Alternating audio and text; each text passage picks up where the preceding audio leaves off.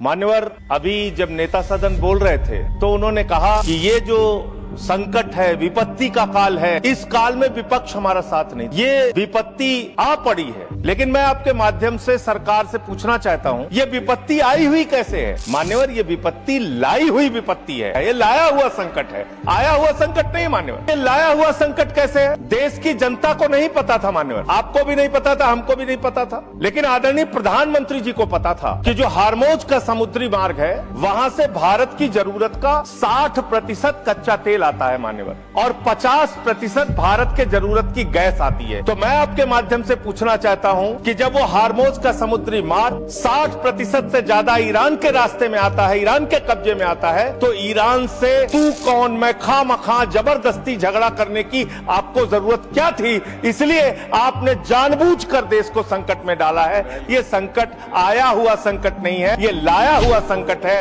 और इस लाए हुए संकट के सबसे बड़े जो प्रायोजित किया है जिन्होंने संकट, उसका नाम है देश के प्रधानमंत्री आदरणीय नरेंद्र मोदी जी। मान्यवर, ये बात देश की जनता को पता होनी चाहिए। आपका परंपरागत मित्र है ईरान, और खुद प्रधानमंत्री ने माना है। प्रधानमंत्री जी जब गए थे ईरान की यात्रा में, उन्होंने कहा भारत और ईरान की दोस्ती इतिहास से भी पुरानी है।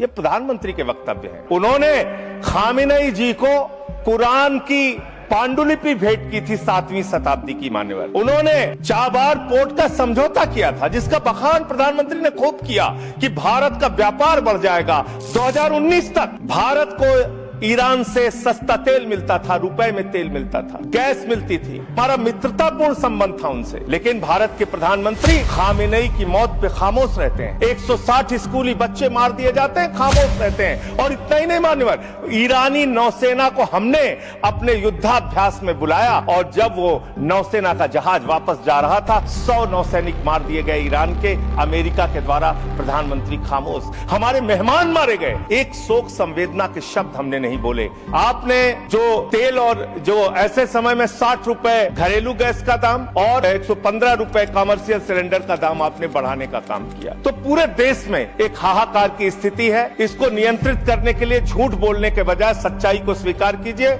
और आज जो कहा गया कि हार्मोज समुद्री मार्ग खुल गया है, गलत जानकारी सदन को नहीं देनी चाहिए। हार्मोज समुद्री मार्ग से मात्र 2 जहाज आपके आए हैं, 22 जहाज अभी भी आपके रुके हैं। मैं शुभकामनाएं देता हूं कि आप वार्ता करके उस समस्या का समाधान कराइए।